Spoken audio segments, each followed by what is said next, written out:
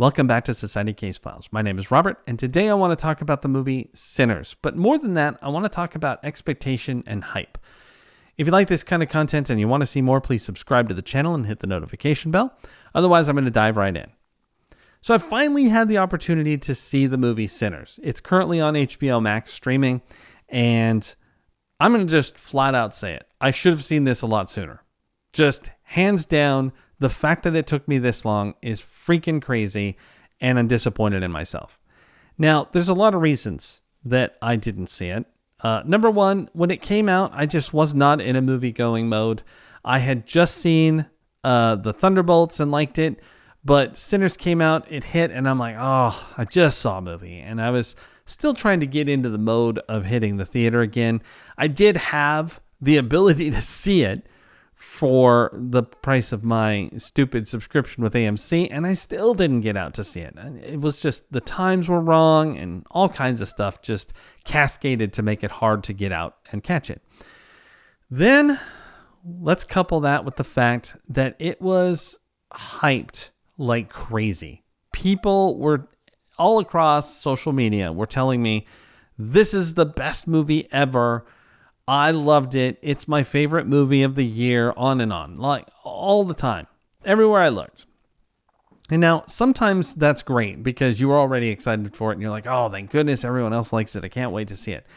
And sometimes you're like, really, guys? I mean, how can it be that good? You know, it's this sort of thing where hype gets you to the point where you become defensive and you're not entirely sure you can even trust people's opinion. Maybe you don't even trust your own at that point. You're like, I don't know. This just, how could it possibly? It's going to have to change my life to meet the expectations that people are trying to set for me.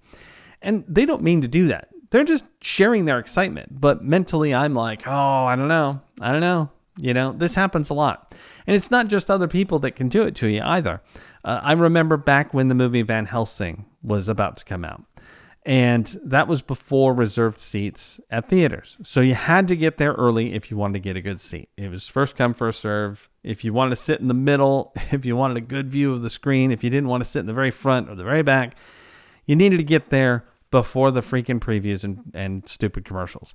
And unfortunately, for whatever reason, they must have thought that Van Helsing was going to fail. So they put a making of sort of behind the scenes commercial that was in front of every freaking movie that I saw. And back then, I was seeing probably 2 movies every single week, sometimes even 3.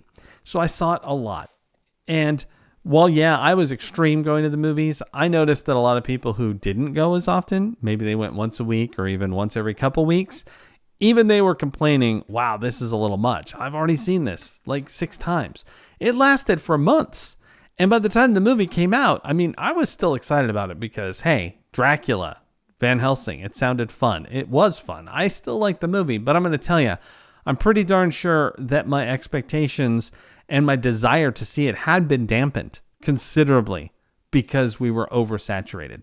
And there is sort of this threshold where hype is good. Like, we get to a certain point where we're like, all right, we're pumped, but you got to stop there.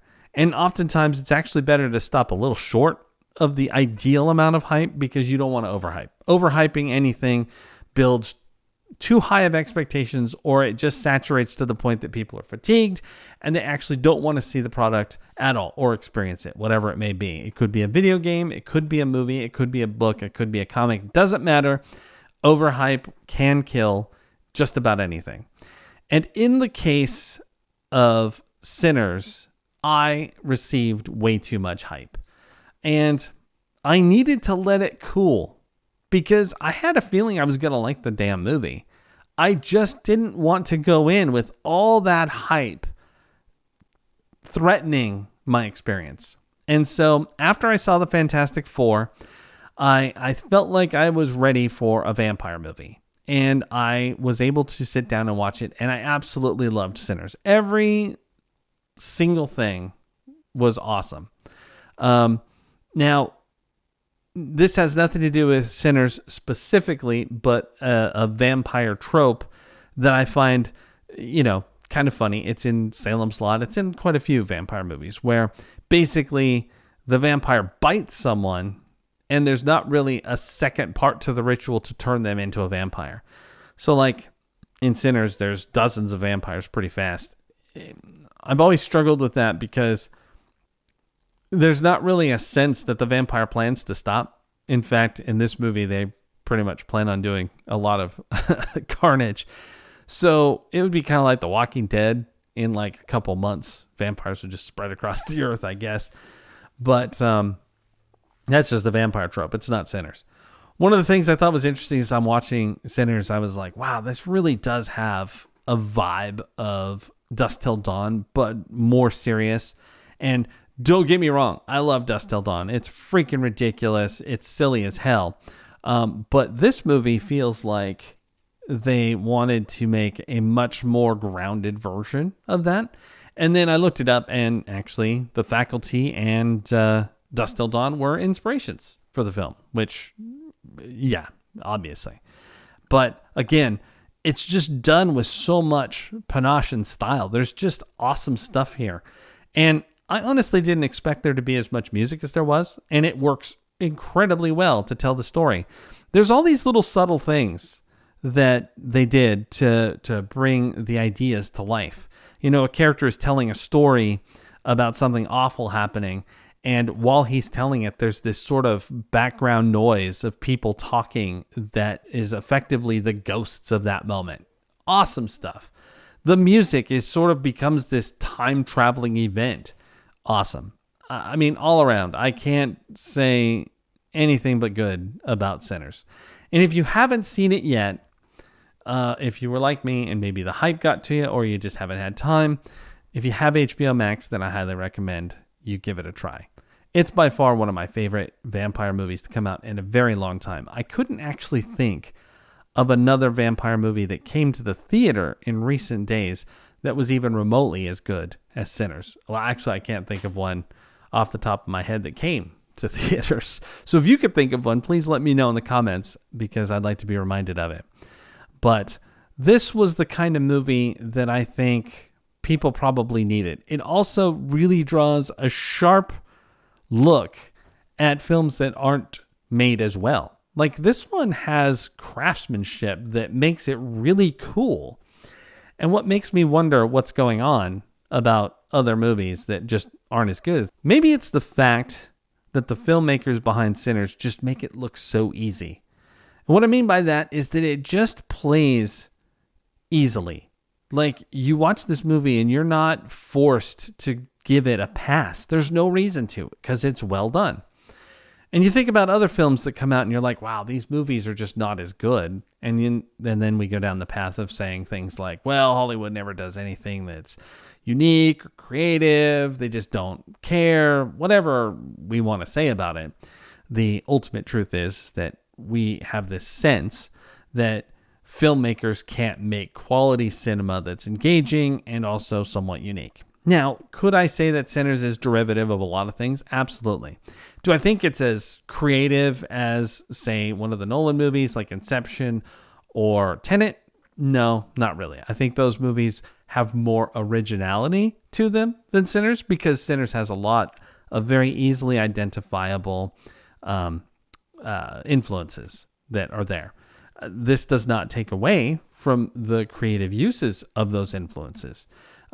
It doesn't take away from the fact that this is a fresh take on vampires and an angle to watch a vampire movie from that's unique. All around, I'd say that Sinners was probably one of the better vampire movies in general, just for the sake of it being so fresh and new. They've done a fantastic job bringing us something that we haven't necessarily seen before, even with its influences.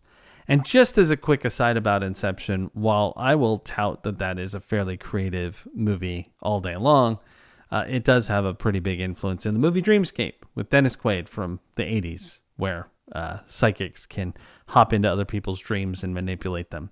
So even Inception, as creative as it was, as interesting as it is one of my favorite movies, even it has a film that you could say gave it the idea. So pure originality is probably pretty hard to find unless you just become absolutely crazy and do something like a Terry Gilliam fever dream film. So if we're going to root something in reality, it probably has something out there that we can relate it to, or look back and say, hey, this is a lot like X.